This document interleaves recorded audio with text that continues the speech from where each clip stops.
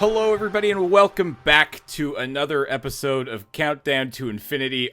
It's been a while.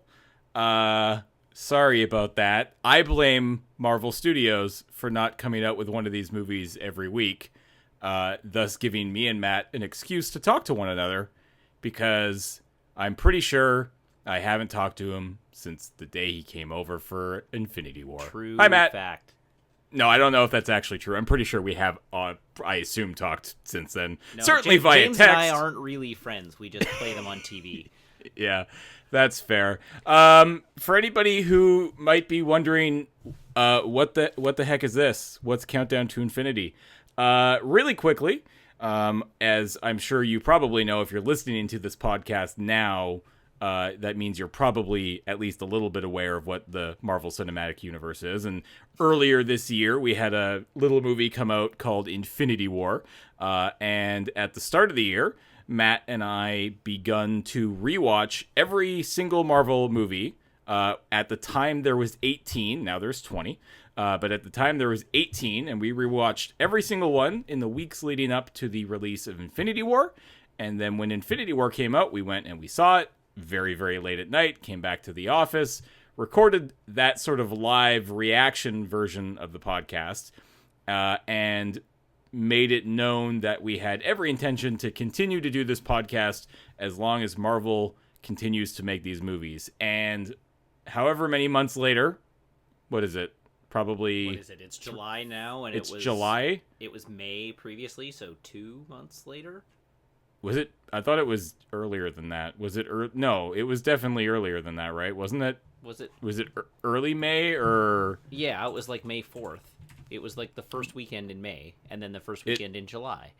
No, April 20. Yeah, April 27th. They moved it. They bumped a week. it. That's yeah. right.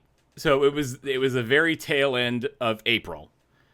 So April to May to June. So yeah, like pretty much 2 and a couple months later. We got our next movie, and that was Ant-Man and the Wasp, and of course that's what we'll be talking about tonight. But, you know, we love these silly movies, and we wanted to keep talking about them, and this seemed like a no-brainer, so it's going to be a very, sparse podcast in the sense that it will only come out maximum maybe 4 times a year, but that's fine. Certainly this is the last episode for quite a while. Because Captain Marvel is coming out for my birthday next year. Yeah, like so a that's day or two before my birthday. It's March 8th is what the internet is telling me right now, which from now is July to August, September, October, November, December, January, February, 8 months. Yeah. That's so long. We'll just do a different watch along podcast between now and then. I think we might have to. Well, I mean, we can queue up the Mission Impossibles. God, and my do the 6 Mission Impossible movies. We're too late to do them like week to week up to the release of Fallout, but we could fit them. Yeah, I gotta say this has nothing to do with the MCU, but my expectation levels for this new Mission Impossible movie are way higher than they have any right to be for a Mission Impossible movie. Yeah. Me too. Every time I see the trailer, I get goosebumps. I'm like, oh my god, this looks really good. Yep. I'm really excited. I'm far too excited for what will probably be a very, very silly film. Oh yeah. But it might honestly Henry just Cavill growing a beard as he gets ready to fight. That like I'm so in.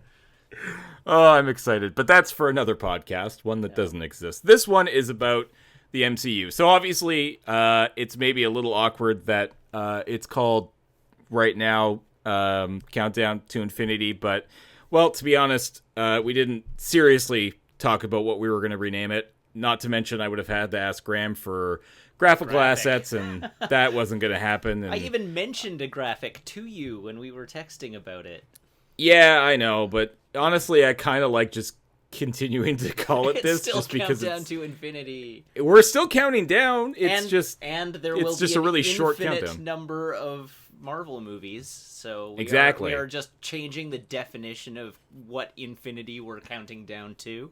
I like it. So we are now counting down to infinity, which is how many of these movies they'll probably end up making by the time we're done.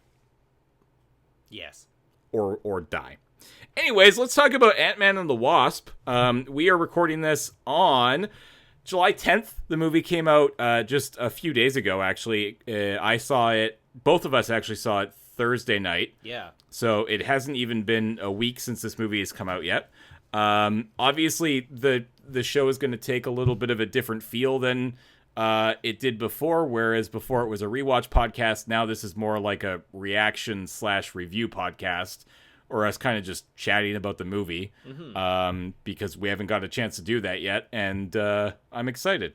So let's get things started. How did we used to do this? Ant-Man and the Wasp released, July 6th, ran down the things. 2018. It cost $162 million to make. As of recording, it has made $168.7 million, so I assume they'll make another one. Directed by Peyton Reed. What has Peyton Reed done? The first Ant-Man.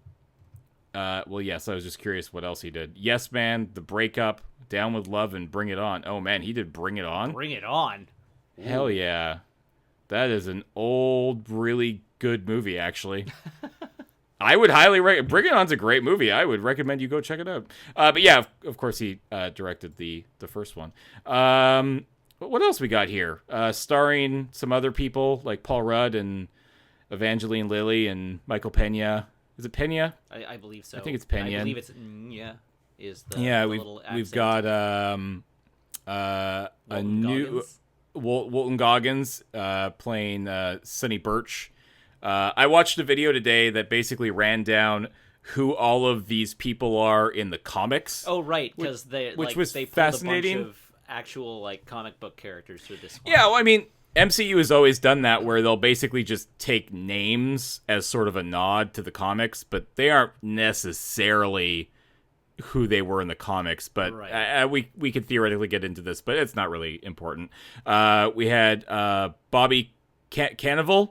Sure. Cannavale coming back as the new boy to Judy Greer's Maggie. It looks both like it's of which Cannavale, by the way. Yeah, that sounds right. Both just tremendously not really in this movie. Yeah.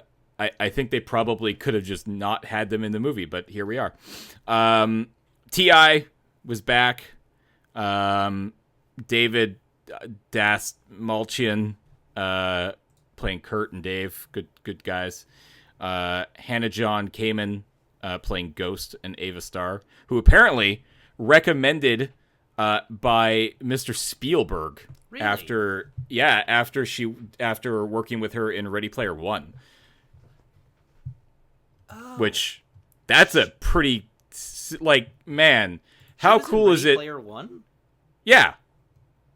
She played I don't remember. Finale Zandor, apparently. I remember so little of Ready Player One. I don't remember who that is. That's fair. Anyways, she was in Ready Player One, and I guess impressed the hell out of Spielberg, because on his recommendation, I think that's more or less why she's in the movie. We got Abby Ryder Forston back as Cassie, Randall Park as Jimmy Woo, the FBI agent. Perfect casting, best casting ever. And then we had the big names: Michelle Pfeiffer, Lawrence Fishburne, and Michael Douglas. And we'll get to who all those people were in a second. But I guess, Matt, do you remember what happened in that movie you watched 5 days ago? It's a good thing I have Wikipedia open. So, Ant-Man and the Wasp. This picks up after the events of Civil War, where Ant-Man, our titular character, is currently feeling the after effects of his involvement in the Captain America Sokovia Accords situation. He's been placed under house arrest. He's not allowed to leave. He's cut ties with Hank Pym and Hope Van Dyne. And he's basically just serving out 2 years of house arrest before he can go on probation. Of course, the reason for that is he sided with Captain America in violation of the Sokovia Accords during Civil War, and just by nature of the fact that he wasn't one of the primary Avengers, and he has a family and so on, was able to strike a deal that let him carry on under house arrest rather than ending up on the raft. So anyhow, he's doing that. In the meantime, what else is going on? Hope and Hank are on the run. They're living out of a sort of decrepit old office building where they've been piecing together the equipment necessary to open a door to the quantum realm. They've been inspired to do this because of Scott having, of course, entered the quantum realm and then escaped it at the end of the first Ant-Man movie, and with Janet, Hank's wife, and the first Wasp having been trapped in the quantum realm since 1987, they've decided, they believe they have reason to think that she's still alive, and so they're building this machine that will let them go into the quantum realm and rescue her, basically. So, with only a couple of days left under house arrest, Scott essentially experiences a vision that leads him to believe that Janet is still alive. So he gives Hank Pym a call, and then decides that he's being silly, breaks his phone so that he can't, so there's no record of the call, and then wakes up in Hope's van, being taken to see the facility that Hank and Hope are working out of. And they basically bring him on board to just oversee the pickup of this last part that they need for the quantum realm tunnel. And that's when Sonny Birch enters. He is the black market dealer for they bring him on, they bring Scott on because they think his connection to Hope in the quantum realm will allow them to find Hope in the quantum realm. Find Janet in the quantum realm. But he tags along as they go to get this last part from black market weapons dealer Sonny Birch. But at this point, Birch has realized who Hope is, and Hope and Hank, having been the creators of the technology that Ant-Man used during the fight in Civil War, are also on the run from the law because their tech that they are still using is in violation of the Sokovia Accords, being super tech that is essentially unlicensed. So Birch has realized this. He threatens to cut them off. Basically, is like, either you're going to keep doing business for me, or you're not going to get the part, and double crosses them. Hope gets into a fight with Birch, and they tries to stop them from getting away with the part that she needs, and suddenly there's another super in the mix as Ghost shows up phasing through things. So and Ghost is also trying to get this part for the lab, and things happen. Ghost escapes with the entire lab, and Hank and Hope and Scott are left basically with nothing to show for it. So Pym then visits his former partner, Bill Foster, who himself was a person who worked with Hank in the past on his resizing tech, and worked on the Goliath project, and himself was able to embiggen. So he and Scott sort of commiserate over that a little bit. He helps them find the lab. They go and track down, gives them. He helps them locate the lab.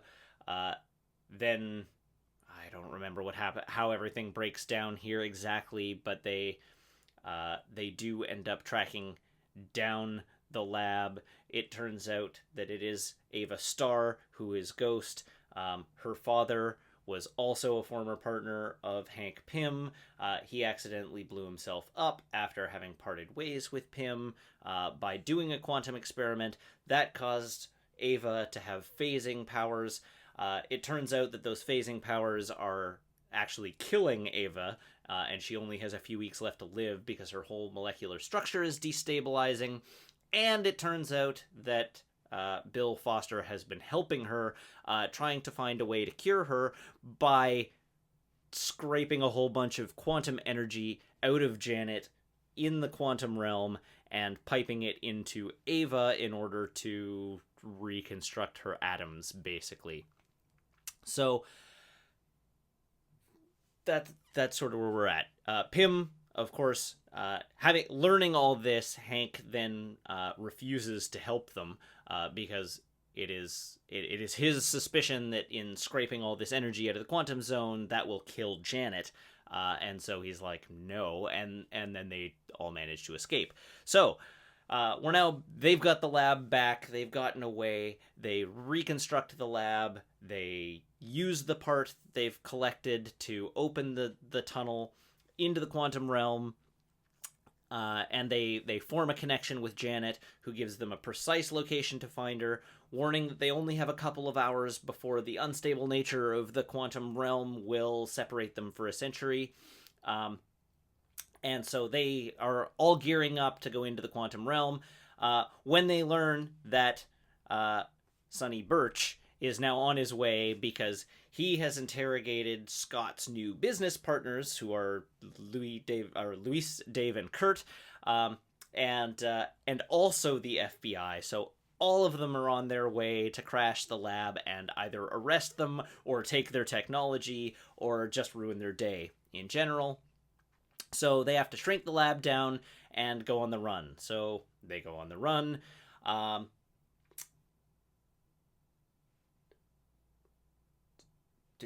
Sorry, now I'm just trying to catch up with what's going on in Wikipedia so that I still get all of my description more or less right. So this happens just as as Scott has left to go back home, so that he can be there when the FBI shows up to verify that he hasn't broken his house arrest. So Scott goes home. He doesn't know about all this know that all this is happening. Hope and Hank get arrested, and their lab gets taken by Ghost. Then Scott manages to help, upon verifying his presence at home, Scott then helps Hank and Hope escape FBI custody. They find the lab. Scott and Hope distract Ava. Pym goes into the quantum realm to find Janet. Everybody ends up fighting. Sonny Birch ends up getting the tiny lab and running onto a ferry in downtown San Francisco, and Scott manages to chase it and grows to the biggest he's ever been and manages to take the lab. They get it back onto shore and pop the lab back up.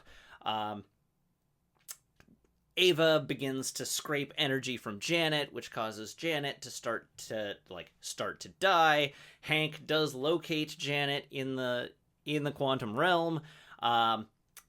They come back. Ava is stopped from taking all the energy, and so Janet returns from the quantum realm, still alive, reunites with Hope. And then, seeing the situation that Ava is in, manages to actually give some of her energy to her, thereby stabilizing her. At that point, Scott jets home. He manages to get there just in time for the FBI to show up to once again verify him, that he has not violated his house arrest, because, of course, the news has been all about how there's a giant man walking around downtown San Francisco. Ava and Bill go into hiding, and at that point, Scott has his house arrest end and is now free to go outside and hang out with his daughter and family. And Ava and Bill are off trying to find a permanent solution for the phasing, and ostensibly, Hank and Hope and Janet go back on the run because they are still harboring secret tech that they are trying to keep out of the hands of the FBI. The end.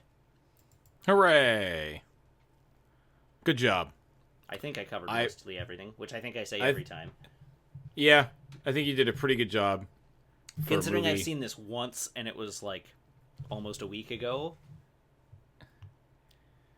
Yeah, I did okay. Good. And it's not a simple movie. Like, there's a surprisingly large number of subplots going on in this one. Yeah, there's a decent amount. Like, the one thing that you stumbled on was, like, you weren't sure how they got from visiting Bill to finding the lab, and that's actually that really silly scene where it's talked that they need the old suit, because the old suit has tech on it that would allow them to do what needs to be done to find the... Right. They needed the old suit because it had, like, a compensator or something on it that would allow them to track the, quantum signature of the lab. What really hung me up there was that I couldn't remember if Ghost showed up at the university or, like, in the moment. No. If Ghost showed up at the university, or if it was Bill that showed up at the lab. And it's Bill that shows up at the lab after they find it, because Ghost is sleeping in that chamber that, like, reconstructs her molecular structure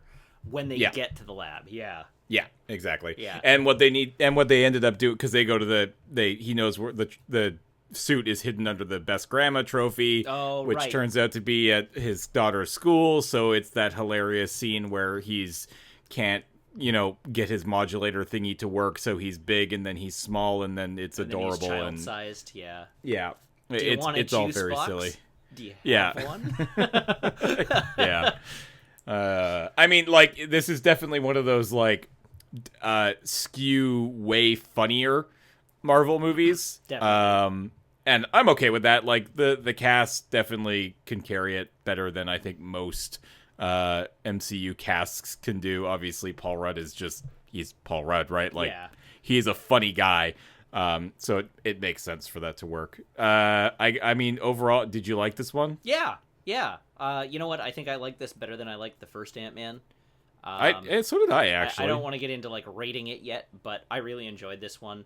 I was actually surprised at how much I liked this one, considering my reaction to the first Ant-Man, for one, and also considering what we talked about in terms of, like, this movie's gonna feel weird after Infinity War.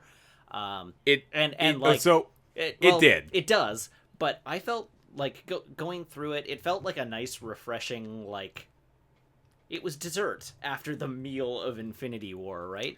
And, like, towards the end of the movie, I leaned over and commented to Megan just as the credits started to roll that, like, interesting that they don't reference the events of Infinity War at any point in the body of the film. And that was okay. It was a little weird towards the end, but it didn't. I mean, it didn't affect my experience of the film significantly. No, I mean, here's the thing. I think for whatever reason, in a perfect world, Marvel probably would have preferred this movie to come out before Infinity War. Yeah. It just felt a little awkward. It wasn't bad, but it felt a little weird, and it made sense, from the way that they set it up and the way that they do acknowledge Infinity War does make sense from a timeline perspective. This movie takes place over the course of about 2 or 3 days. And precisely 2 days.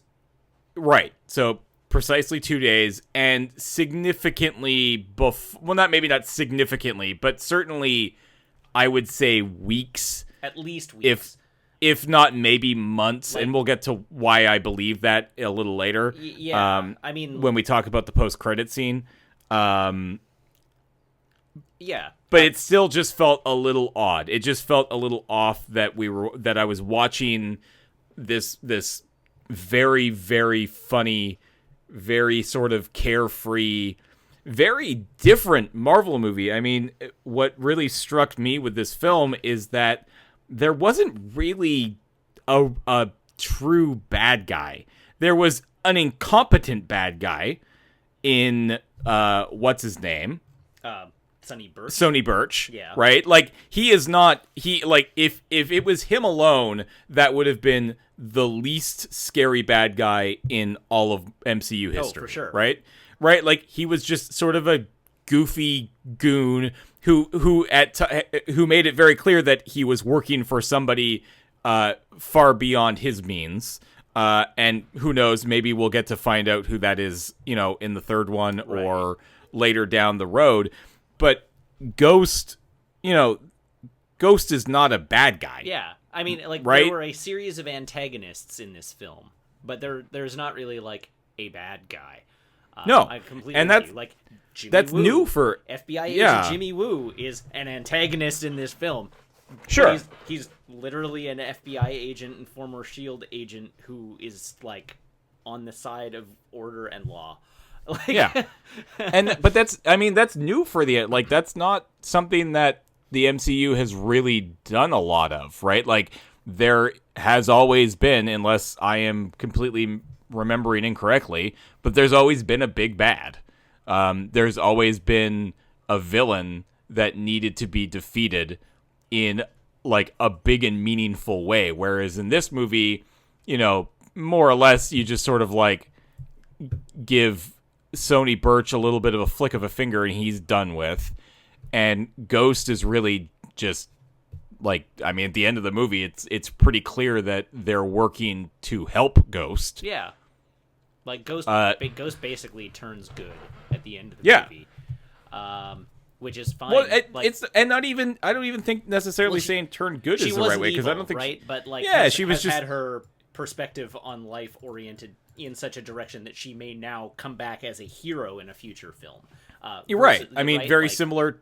I mean, very similar to Black Widow, right? Like, she was a young girl taken in by a powerful group of people and used her abilities for bad when she probably didn't want to be in that position, but basically, didn't really have much of a choice. And yeah, I don't know. I just thought it was kind of fascinating that they explored that kind of storytelling without, like, this big bad scary villain who everybody fears and yeah. So I don't know. I thought it was kind of neat. I think it comes down to the structure of the core plot, right? Like, the core plot in this movie.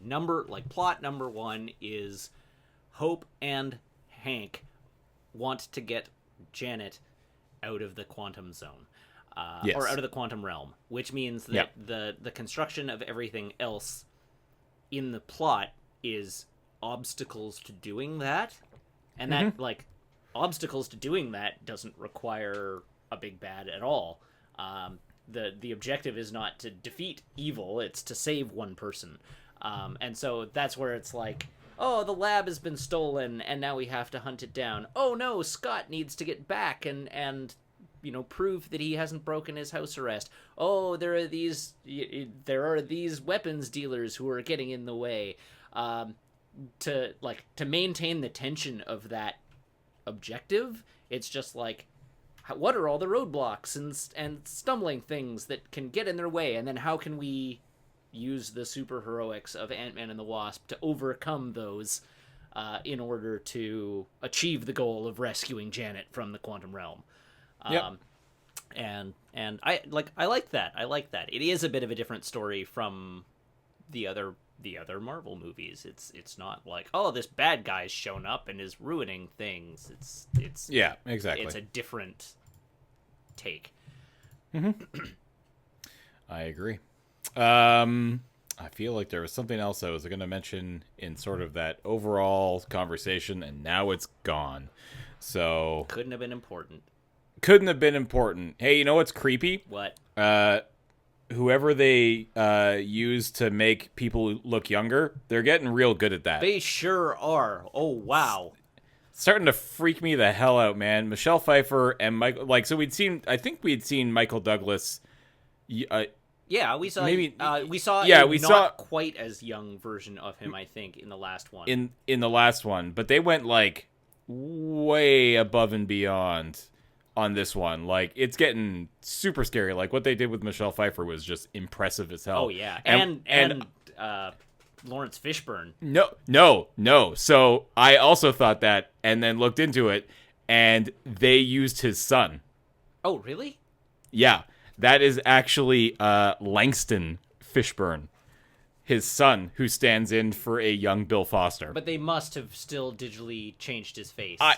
Because he looks well, not exactly, because I also did some reading about this, and one of the things that they are doing to try and steer away from the Uncanny Valley is they digitally de-age these people into what that what that character would look like if they did a young version of them, not strictly what the that young actor human looks like.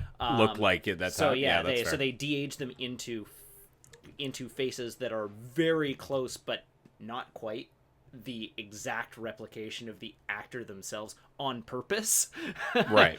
So that it's not like it's not they look like that but not quite right. It's like they look correct for an alternate universe version of the person that they're trying to do, which is interesting just to from a philosophical point of view. But yeah, I would be amazed if it wasn't like this is Lawrence Fishburne's body, or Lawrence Fishburne's son's body with digital alteration of his face. Yeah, I don't know. I'd have to go back. I mean, I'll have to see it again to really be able to make that call. But yeah, I mean, I just thought it was definitely interesting. Didn't look exactly like young Lawrence Fishburne.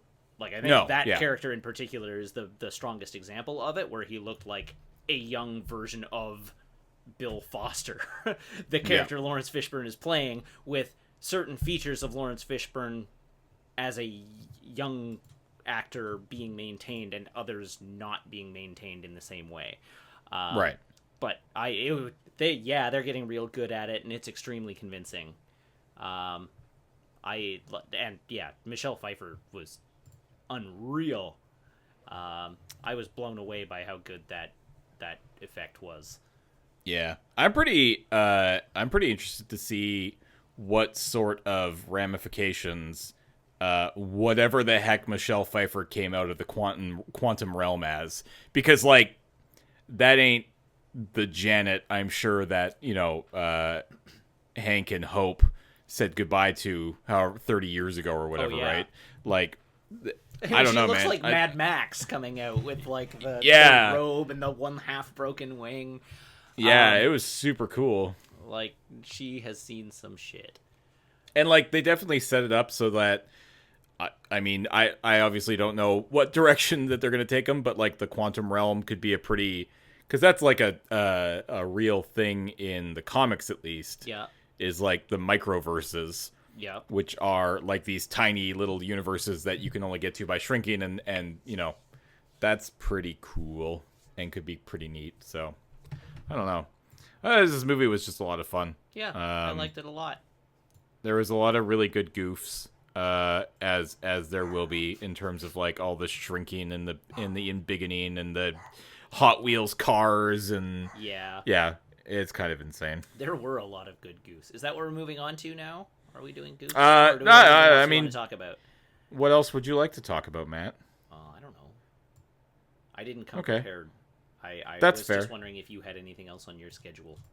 No, not really. I mean, I think the big one that I am obviously keen to talk about is just how this movie is going to fit in and what it is they did there at the end and all that stuff. So I am quite okay to talk about some goofs and then chat about what's going on there. Okay. What was your favorite? What's your? Goof? I beat you to it. I asked first. Yeah, that's fine. So there's there's too many goofs.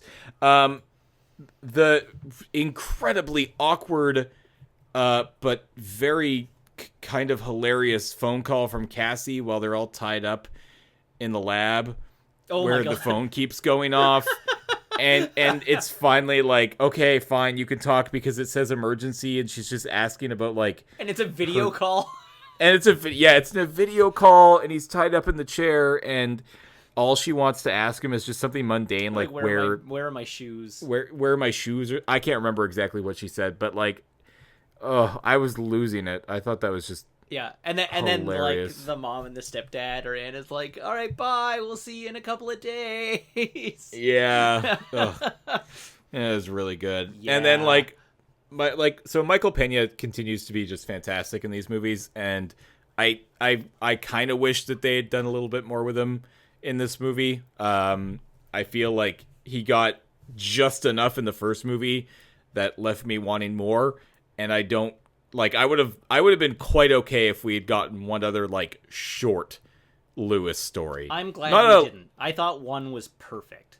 So I I I thought maybe the one that we got was too long, and I would have actually preferred if Oh. maybe it had been like two shorter ones, I guess. Just because I think they're really funny, and he's really good at them. Yeah, And my only concern is that if they had done two, even if they were two shorter ones, it would have felt more like they were repeating themselves rather than just referring back to the bit from the old one. Yeah, that's like fair. the whole thing with the Lewis story in this one is, of course, like he's doing a story, but he's telling a story with all the main characters from the movie this time. Yeah. And it's just like, oh, okay, cool, they're doing the bit again. Haha, it was so funny in the last one. Also, wow, all these actors are really selling this. Whereas if they had, even if they'd done two shorter ones, it would have been like, oh, okay, so by this, the second one would have been, oh, okay, so this is just a thing they're going to do in every movie. Yeah, I mean it's going to be a thing they do in every movie anyways. Well, it might so... be, but it like with only the one, it has still left me wanting more. Fair enough. All right, hit me up with your favorite goof. I had a few too. Man, I think my favorite one, has got to be. It is a truth serum. yeah. Just that character was really great. Yeah. Just like, no, that's not what it is. Yeah. No, it's not what it is. Oh shit, that is what it is. Yeah, that whole little arc was great, but I like the realization at the end. It's like, oh, that is a truth serum. That was very funny. Yeah, that's fair. The other like kind of goof, but actually just like legit part of the story was Janet channeling herself through Scott. Yeah. Because man, Paul Rudd did such a good job there. Holy moly! It like I loved that. That was just fantastic. Like I just it was perfect. Yeah. Okay, so one of my other favorite goofs about this movie, but not in the movie, but this is going to segue into something I want to talk about, was one of the press junket interviews that Evangeline Lilly did, where she's talking about finally getting to suit up in this movie. And and just giving all the guys shit. Yeah, I've been hanging out with like Marvel actors now for a year, and they're all, or for a couple of years, and they all constantly talk about how uncomfortable the suits are. And then I put it on and was like, it's not that uncomfortable. Is this uncomfortable for you? Are you not used to wearing skin tight suits? Suck it up, boys. That was a great interview, and just like Evangeline Lilly was awesome in this. I wish they had given her even more to do. Like one of my major complaints about the first one, of course, was that she just like got stonewalled all the way through the entire movie. And this one, she finally gets to suit up and gets to be the Wasp, and her character in this one shines way better than it did in the first movie.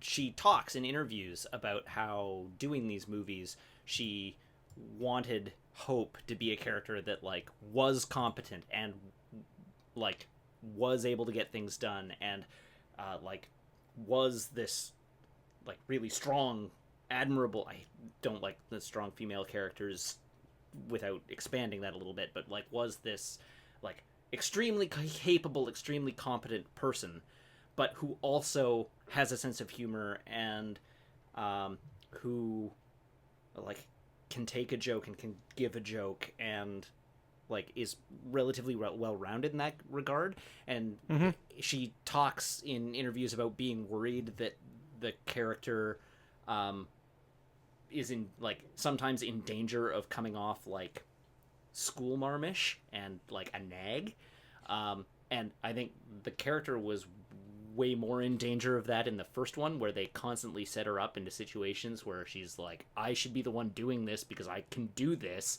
and having everybody just be like, no, over and over and over again. Whereas in this one, she just absolutely she should have been the person running the heist in the first one. Did you see how competent she was in this movie? Yeah. She like knows how to get shit done and is an extremely capable fighter and is way better with the technology and knows how to take a joke and knows how to deliver a joke and is generally a well-rounded character and a lot of fun to spend time with, and I want more of that. Fair enough. I mean, it's funny, the first thing, or the thing that started that for you was her talking about the suit, and I really like what they did with her suit, and it's something that I wish that they maybe would change with Scott's suit, which is you can't really see Scott when he's in his suit. But they gave the Wasp's character a helmet with a much bigger like window, like a way to actually not only obviously for the character to see out of, but for us to see into, because then you didn't just lose that really talented actress in the suit like you kind of do with Paul Rudd. Like, he is a very fantastic like reactionary, like he has great face acting. He acts real good with his face, like. Yeah, and then you put it all behind a like metal screen, and and two tiny little eye holes, and you just kind of lose that. So, I would love to see them rework Scott's suit, and that's just a really easy thing. I mean, hell, Tony Stark's had like 368 suits, so why can't Scott have a second one, kind of thing? Technically a third. Sure, but yeah. I just thought that was a really nice touch. I'm glad they did it, and I'm hopeful that that will trickle down to Ant-Man's outfit as well. All right, I want to talk about. I'm not going to do the silly gag where we finish the episode and then sit here for 3 seconds and pretend like we're gone, but they're actually not gone tradition. And come back. Yeah, we're done with that, because I just want. James. It's not anymore. It's a tradition for the old. We are into the new. We need new traditions, and that tradition is talking about the post-credit scene now, because that's where I think a lot of the talk is going to be. Okay, so did you want a gut punch at the end of your happy, like, so I mean, go lucky superhero movie? Look, everybody should have more or less known that or something similar to that was coming. Very, very quickly, it's theoretically it's sometime later, because it's Pym and it's all four of them together on a roof, trying to harvest basically quantum energy by using a much smaller gateway, the one that they had built in the lab, right? Yes. So this is a gateway that they have literally put into a old panel van. So presumably this has taken some amount of time. How much time is, I mean, not really relevant. Just know that there needed to be an amount of time.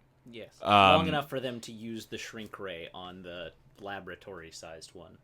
Exactly. And then the car battery. Well, that's assuming that that's what they did, right? I'm being glib, but yeah, I mean, it's some amount of time, obviously. Yeah. So you can sort of explain away, okay, this took place maybe a few weeks before the events of Infinity War. Mm-hmm. Because Scott goes into the quantum realm to harvest some energy to continue to help Ava, and while he's doing it, all three, Pym, Hope, and Janet, disintegrate. Presumably. Well, evidently. Yes. Yeah. Almost assuredly because of the events at the end of Infinity War. Almost assuredly, we literally can see the ash. Quiet you. That's why I said. That's why I changed what I said.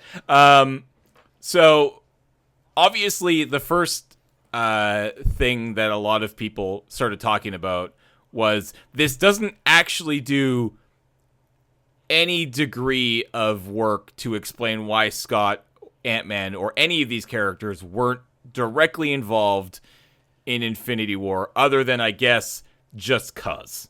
Yeah, well, so this is not within the text of the film itself, but it is a little bit within the text of the film of Infinity War, which is the events of Infinity War mostly don't happen on Earth, and the events of Infinity War that do happen on Earth predominantly happen in Wakanda behind the shield. So we know that there's a fight in New York, right? Yes. Wherein the end result of that fight in New York is Iron Man chases a spaceship away, and then that's not heard from again. Yeah, absolutely. And Peter Parker and Doctor Strange off with them. Right, but probably nobody knows that. So if we're talking in terms of, like, what does somebody who lives in San Francisco see, and we're ignoring the possibility at this point of, like, the Avengers calling them up, because we know Cap is running, like, the Secret Avengers, and clearly has not included Ant-Man as a member of that team. Right. For reasons that are now explained in Ant-Man, because he struck a deal to get out and go home so that he could continue life with his daughter. So from his point of view, looking at the news, he sees, oh, hey, an alien ship crashed New York, and then Iron Man chased it away. The next thing that happens on Earth is a, like, 2-on-1 fight that happens in the middle of the night in Scotland. Yep. Which nobody even sees. The only people involved in that are literally the people involved in that. So there's maybe, like, oh, weird, this train station got kind of blown up the next day. Sure. But that's not going to make a blip. And then everything else that happens over the course of, like, 45 minutes in Wakanda. So if he was not already but involved, you need to get to Wakanda, though, right? Like, I think that's, like, well, they were already they were already in Wakanda. Like, the Secret Avengers, like Cap's team and Black Panther were already in Wakanda, and then everybody else that came to Wakanda crash landed there as a part of the invasion. Right. So if Cap hadn't brought Ant-Man in to the, like, his little secret team, which he evidently did not, then Ant-Man would not be able to get to Wakanda in time. Like, true. I get literally would not be able to get there in time. Yeah, and I get the question though becomes why, right? Like, why would you not at this point? Like, they know what's going on. They know what's at stake. You would theoretically, and I mean, like, the problem is that this is the same conversation that you have in literally any standalone film where you're like, why do you just call Iron Man and just be like, yo, Tony, you want to help us out for a bit, right? I mean, like, I'm not trying to say, I'm not being the person here being like, well, damn it, where was Ant-Man? This is all backwards. It's just, this was a conversation that was happening. Yeah. But regardless, even adding to that, it is entirely possible that Cap also believes that Scott destroyed the suit. Sure. And doesn't have and that is tech useless, anymore, right? Yeah, that's fair. The only, like, counter-indicated factor here is that Giant Man showed up in San Francisco a few days ago, right? Yep. But at that point, Cap probably had other things on his mind. So, like, possibly. I mean, these are just it's just silly stuff that you can nitpick away all the way down. But I think the gist of it is, like, Scott was not part of the Secret Avengers. He's not in a city that was affected by the events of Infinity War, and at the point where he could have joined the team, he wouldn't have had the time to, is enough. Mm-hmm. Yep, that's fair. But so regardless of that conversation, so the entire Pym family is gone. Bad luck for the Pym Which family. is like super bad luck. Scott's still around. I guess the question here, though, is Scott still around because he wasn't one of the ones who was good? So here's the question: if Scott hadn't been in the quantum realm, would he have been ashed like the others, or is he still around because he was in the quantum realm? Because what this does is that actually leaves him as the only non-phase 1 major superhero still around post-snap. Yeah. Well, which is kind of the interesting. Superheroes that have been introduced to this point. Because yes, that's what I ostensibly mean. Captain Marvel still exists canonically within the universe Sure. somewhere. But I'm talking about it, as we know it right now.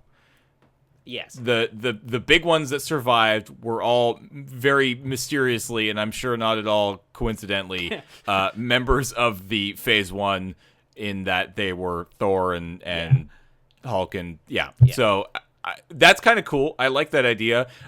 I'm pretty excited about the idea that if he had been just hanging around, playing on his drums or doing whatever, that he would have been ashed, but he was saved that because he was in the quantum realm. Yeah. So to answer your two questions, in my opinion, the first question, if he were, and I'm taking a slightly different approach to this, if he were not in the quantum realm, would he have been ashed? Statistically, not. There were Fair 4 enough. people, Yes. 3 of them are ash. Yep. If it was half the universe, we would have expected 2 of them to live and 2 of them to die. But probability doesn't work like that. And yeah, if 3 of them got hit, there's another group of 4 somewhere where only 1 did. But that's my sort of like joke answer. You're probably right if they were writing it that he would have ashed with them and only the G1 heroes would be still around. But I do tend to think that he was spared by nature of the fact that he was in the quantum realm at the time. I think that's super interesting if it is, Yeah, right? I think that's cool. That means that he is an anomaly. He is a single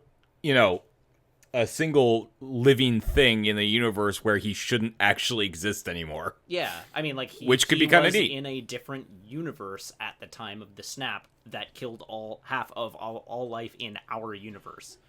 But he wasn't in our universe at the time, so he dodged that bullet. Yeah, that's super cool. So I guess we got a ways to wait. I do hope that we see a decent amount of Ant-Man in the next Avengers movie. I think we will. I'm a fan of the character. I'm a fan of Paul Rudd, and I think he does a great job. And I was kind of bummed that he wasn't in the first one. I think we will. So I have some speculation to lay out here. Yep. So just before he goes into the quantum realm, Janet warns him not to get sucked into any time vortexes. Yep, she sure does. It's a weird line. Yeah, why would you say that? Yeah. And again, from pre-production nonsense about Avengers 4, we know that there is going to be some timey-wimey nonsense. Spoilers, I guess. I think I've talked about it previously on a different episode of this podcast, but we know that they reshot the Battle for New York from the first Avengers movie, complete with the original costumes. And I don't remember the exact details from reading about it, but ostensibly with the addition of certain heroes who weren't present for the Battle for New York. Yeah. So my thinking is one of two things.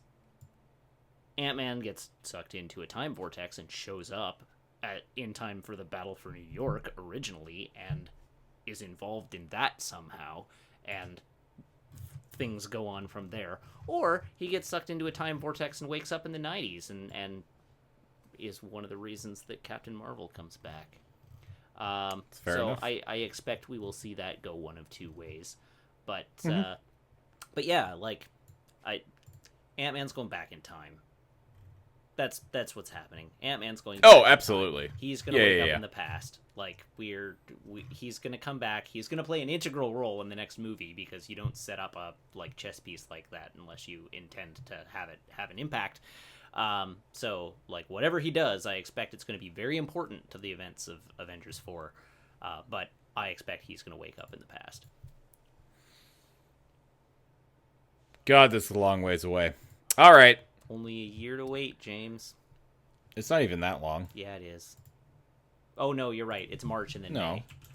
Yeah. So it's less than a year now. It's 10 months. We got this.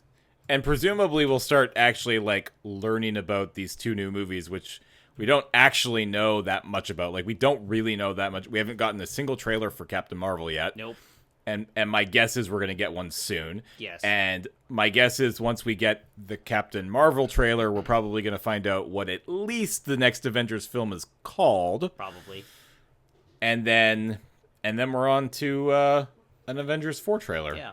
And I'm going to keep reading IO9's morning spoilers every day. And once they start getting into really meaty spoilers, I will stop. That's fair. That's what I do. Is like I read morning spoilers while it's all pre-production hubbub and just speculation, and then once they start getting actual details, like concrete details leaked, it's like okay, and I know now no longer read about this movie. That's fair. But I like to be in on the like rumor and speculation portion of it, so that's always fun. So. We didn't talk about this prior to starting the podcast. We probably should have. But so as you may be aware, if you listen to the podcast for the first 19 episodes, we did in fact rank every single movie in a list. I have the list right in front of me. Yeah, so do I. I'm noticing that Infinity War is not on this list. Oh, but we both put it at number 1. I think so, yeah. So, do you know where you put this movie? I'm thinking about it. I've got a pretty good idea, sort of the range. Yeah, like, it's going to be somewhere in the middle for me. I like it more than... So, my list ends with The Incredible Hulk. I like it more than that. I like it more than Iron Man 2. And then I go Ant-Man, and I'm not actually... sure why Ant-Man is so low. I feel like that's wrong, but I don't know. We spent that podcast begging on Ant-Man, so... Yeah, but then, so Ant-Man 2 is better than Ant-Man 1. It's better than Thor: The Dark World. And so is God, this list is wrong. I knew that when I looked at this list, I was gonna be like, oh, this is wrong. It's better than Thor: Dark World. It's better than... It's so when I say it's better, I mean I like it more than Thor: Dark World. I like it more than Thor. Yeah. I don't know if I like it more than Iron Man 3 or Guardians of the Galaxy. I definitely know I don't like it more than Captain America: First Avenger. So it's going somewhere in there. Okay. I think it's going between Guardians of the Galaxy and Iron Man 3. Okay. I think I like Ant-Man 2 a little bit more than Iron Man 3, but again, this list it's starting to hurt my head because I don't know if any of this lower bit of this list is kind of weird now, but I don't know. Where do you put Ant-Man and the Wasp? So I've been sort of mulling it over, and for me, it's like, okay, so my list is... do I like it more than The Incredible Hulk? I'm going to do it the same way you did it. Yes, I like it more than The Incredible Hulk. Do I like it more than Ant-Man? Yes, I like it more than Ant-Man. Do I like it more than Iron Man 2? Uh-huh. Thor: The Dark World? Yup. Captain America: The First Avengers? Probably. Iron Man 3? Yeah, I think so. Thor? Yeah, I think so. Doctor Strange? Oof. If you say, yeah, I think so, I don't even know who you are anymore. Well, that's the thing. It's like, like this is the range where I feel like it belongs to me, is somewhere between Thor and Iron Man. And Iron Man 3? No, Iron Man 1. Like, Oh, I have this okay. group of movies in Iron Man, Thor Ragnarok, Spider-Man Homecoming, Guardians of the Galaxy, and Doctor Strange, and I feel like Yeah. I could slot Ant-Man anywhere in that list. Fair. I don't I definitively don't like it better than I like Age of Ultron. That's fair. Iron Man is a hard choice because Iron Man is a fantastic movie. And I really enjoyed this one, but I don't think it's a better movie than Iron Man, I guess. Thor Ragnarok, I was really middling on the first time I saw it. I came around on it when I rewatched it for the podcast some. But I think it fits around about, it feels like Thor Ragnarok to me. By the same token, I think I like Spider-Man Homecoming more than I liked Ant-Man 2. Guardians of the Galaxy, I probably liked about the same. Doctor Strange, I probably liked about the same. But Doctor Strange, I think, is a cleverer film. Yeah, it absolutely is. So, given that, I think I have to put it between Doctor Strange and Thor. So it goes in at my number 14 slot, I guess. Man, we continue to stay very similar. Yeah. Surprise, surprise. But, again, I could have put it at 14, 13, 12, 11, 10. Yeah, that's those fair. Movies are all so clustered so closely together that it's yeah, it's just another that's one on fair. that pile. I think on any given day, I could probably like Ant-Man and the Wasp more than I like Guardians of the Galaxy. I don't know if I could like it more than anything else above it. But it's close. It's very close. But all right. Okay. I feel pretty good about this list. Okay, so before we sign off. Uh-huh. Hard question. Sure. Does Avengers Infinity War still sit at number 1? 2 months out. Currently, yes. I do look forward to. Here's how I kind of want to do this podcast. So obviously we have 8 months until the next episode. Yeah. So I guess hold tight. But we'll be back. Matt and James will return, is what I'm saying. Question mark. The question mark was so good. What the hell was that? We didn't even talk about the question mark. We That haven't was even ridiculous. talked about the second post-credit scene yet. That's because I was going to do the silence thing. Okay. Well, all right. Well, then we'll leave it for the end. You spoiled it. You ruined it. It was a dumb ant playing the drum machine. Who cares? We're not going to talk about that. No, there's stuff to talk about in that scene. It just well then we'll come back to it. We'll come back to it. Finish your thought. All right, fine. So here's what I want to do. I want to come back in 8 months and record the Captain Marvel episode, and then I want to do a proper Infinity War rewatch. Oh, just watch now, I'm them sure all in one go and rank. No. Watch Infinity War, right? So do a proper rewatch episode of Infinity War. Okay, yeah, before, probably the week before Avengers 4 comes out. Yeah, okay. So, I don't want to watch them all again. That's silly. I don't want to do that. That's too much. I'm probably going to watch them all in my spare time. Yeah. Up to I will probably watch them all in my spare time in the next month because they're always on TV. Well, yeah. I will probably marathon them prior to Avengers 4. Yeah, but we don't need to do the rewatch again. But I do want to give Infinity War the proper rewatch that it definitely will deserve by that point. And I'm definitely going to watch it again when it comes out and I can watch it at home. I'm 100% going to watch it. Yeah. Apparently they're coming out with an extended cut. I would assume so. I'm pretty excited. I actually am surprised that we don't get more MCU extended cut movies. Mm-hmm. This will be the first one, won't it? I think so, as far as I know, yeah. And that makes sense. Yeah. But all right. I've ruined it already, so whatever. Let's talk about the ant. No, we're all done. We're all done, everybody. No, we're talking about the ant. Okay, so the ant scene doesn't open on the ant. It opens on an emergency signal on television. Sure. Yes, it does. And then pans over to the ant.